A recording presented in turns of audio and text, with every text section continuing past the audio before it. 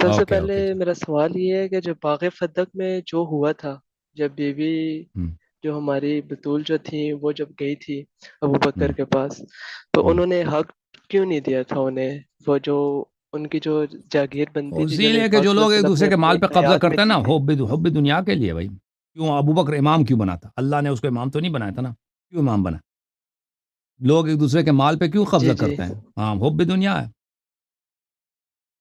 اور کیونکہ دیکھیں فدق ایک بہت وسیع علاقہ تھا، اور فدق اتنا زیادہ تھا کہ رسول اللہ صلی اللہ علیہ وسلم فدق کے آمدنی سے فوج کے خرچے نکالتے تھے، مسلمین کے حکومت کے امور چلاتے تھے.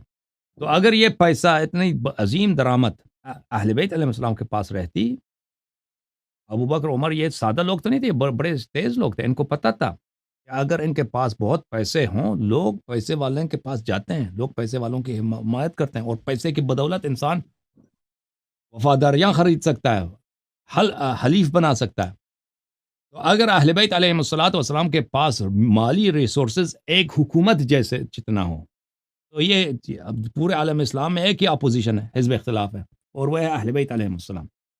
تو لازمی بات ہے کہ یہ ہمارے لیے بہت بڑا چیلنج ہوگا، ہمارے لیے بہت بڑا درد سر ہوگا. ٹھیک ہے نا؟ اگر ہم ان کو اس سے محروم کریں، اس درآمد سے، اس اس عظیم سرمایے سے، اس عظیم درآمد سے اس کو اپنے لیے مخصوص کر دیں، تو لازمی بات ہے کہ اس میں کیا ہوگا؟ اس میں ہمارے اپوزیشن جتنا ہی کمزور ہو، جتنا ہی غریب و فقیر ہو، ہمارے فائدے میں. اور لوگ بھی جو ہے الناس و عبید الدنیا، لوگ بھی دنیا کو دیکھتے ہیں نا. مالی مفادات ہوں، کئی پیسے ویسے ہوں، تو لوگ اسی کی سپورٹ کرتے ہیں. تو لوگ بھی ان کے ساتھ پاس نہیں جائیں گے، ان کی سپورٹ نہیں کریں گے، کیونکہ ایسے غریب ہیں، فقیر ہیں. تو وہ تو تیز تھے بھائی. ٹھیک ہے نا؟